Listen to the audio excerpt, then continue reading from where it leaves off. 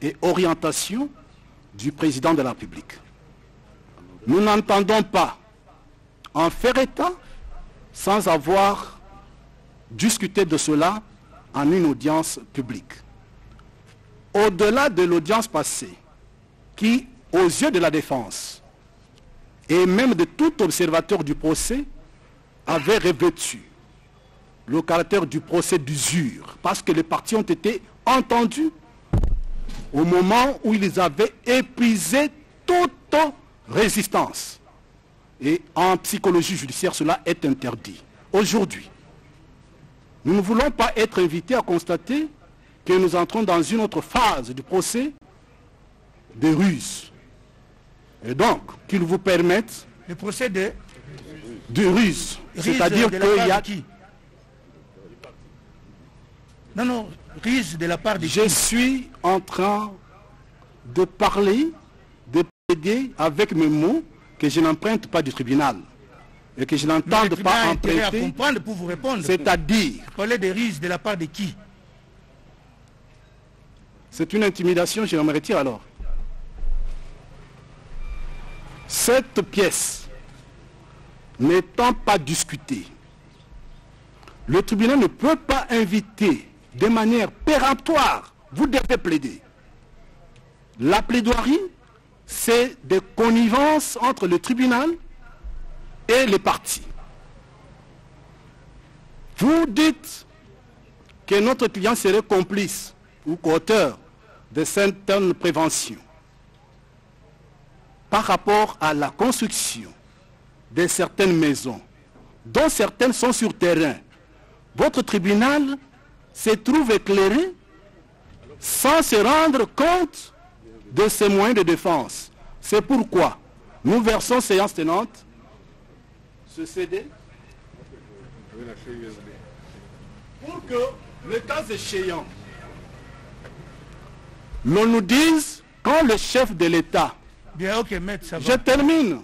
Quand le chef de l'État s'adresse à la représentation nationale, l'Assemblée nationale, pour parler de 1500 maisons auxquelles on devrait ajouter 3000 maisons. Je termine, Monsieur le Président. On a compris. Non, je justifie. Je ne serai pas long. Auxquelles 1500 maisons devraient être ajoutées 3000 maisons. Le ministère public, la République, ont-ils la lettre du président de la République adressée au gouvernement par laquelle il leur demande, parce qu'il est dit, qu'il devrait diligenter le décaissement. Si le chef de l'État n'agit pas par son directeur de cabinet, il aurait agi par quel autre moyen? Est-ce que le discours qu'il a tenu, je termine par là, devant la représentation nationale, est-ce un mensonge à la population? Merci. Voilà raison pour laquelle nous produisons cette pièce à discuter. Merci, maître. Pour enchérir, Monsieur le Président, oui. Nous devons débattre à armes égales avec le ministère public, qui est notre principal adversaire. Ce souci avait été soumis pendant l'instruction à votre tribunal, parce qu'il vous souviendra qu'à chaque fois que nous posions des questions au ministère public, il nous renvoyait au moment opportun, nous comprenons, à son réquisitoire. Mais le tribunal avait rencontré notre préoccupation et vous aviez donné une promesse ferme, Monsieur le Président, qu'un temps sera donné à la défense pour poser des questions au ministère public.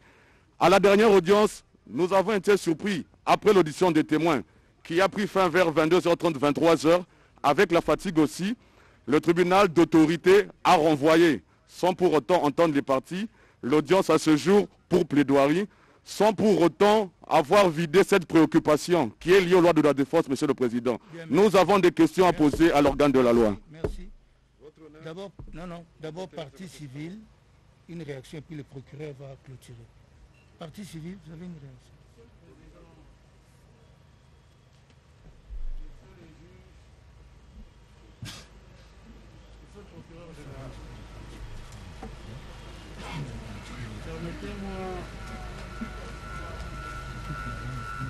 À l'entame de mon propos,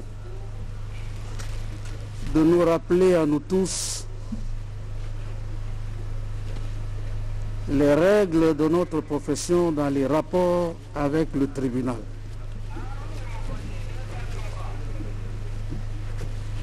Et c'est important que les conseils que nous sommes puissions mesurer les propos que nous tenons, Monsieur le Président, devant le tribunal.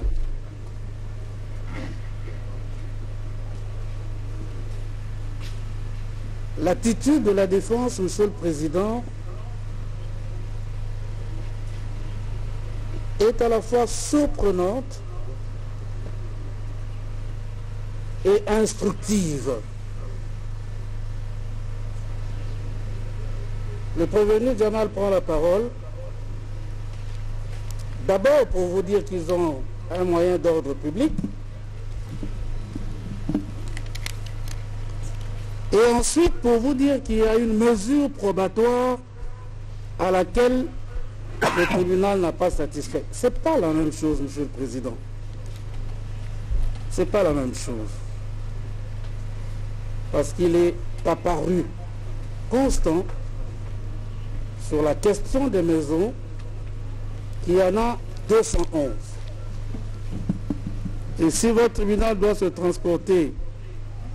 Maître, s'il vous plaît, nous avons déjà répondu à la préoccupation soulevée par Merci, Monsieur le Président. Si vous pouvez rencontrer celle soulevée par le conseil du prévenu Kamere. Alors, en ce qui concerne les prévenus Kamere, Monsieur le Président, je ne sais pas comment il entend discuter avec le procureur général de son réquisitoire. La partie civile ne le comprend pas. Deuxièmement, il produit au débat un CD-ROM que vous avez sous les yeux, et j'ai cru entendre qu'il s'agit du discours du chef de l'État. Mais c'est cela, Monsieur le Président, le procès pénal. C'est à nous, à qui il oppose cette pièce à la barre, de formuler une objection. Mais c'est intéressant qu'il produise cette pièce. Mais le débat, Monsieur le Président, ça ne sera pas une instruction. Parce qu'il s'agit du discours du président de la République. Ben, la partie civile répondra. Bien, merci. Monsieur le procureur général. Oui, l'audience est suspendue à un moment à la demande du procureur général pour des raisons techniques. Oui, la technique, venez arranger le micro du procureur général.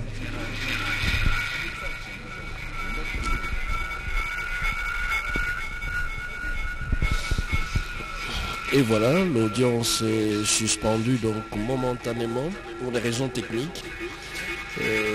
D'abord, on a eu à assister à la présence de l'avocat Moubiaï qui voulait se constituer partie civile.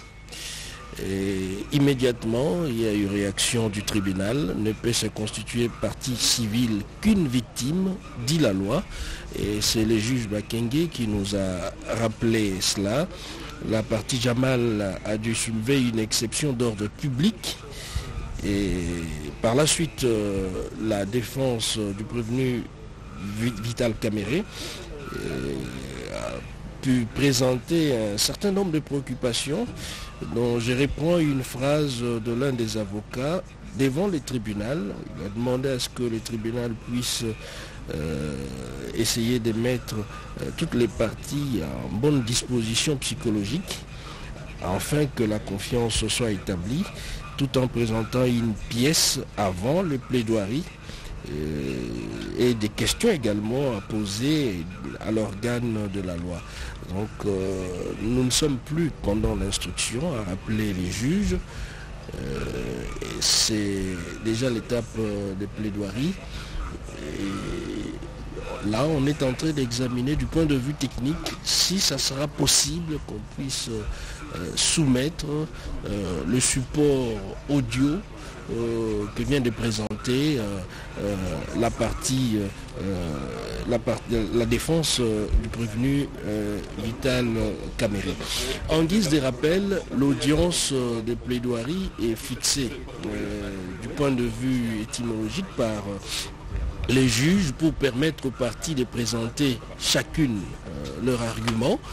Dans la procédure pénale, la partie civile prendra la parole en premier pour soutenir les accusations du ministère public et justifier en quoi a-t-elle subi des préjudices par les actes de prévenu. En termes clairs, la partie civile qui se greffe à l'action du parquet va exposer les faits infractionnels reprochés au prévenu pour solliciter in fine réparation. Faut-il encore que les faits mis à charge des prévenus soient établis.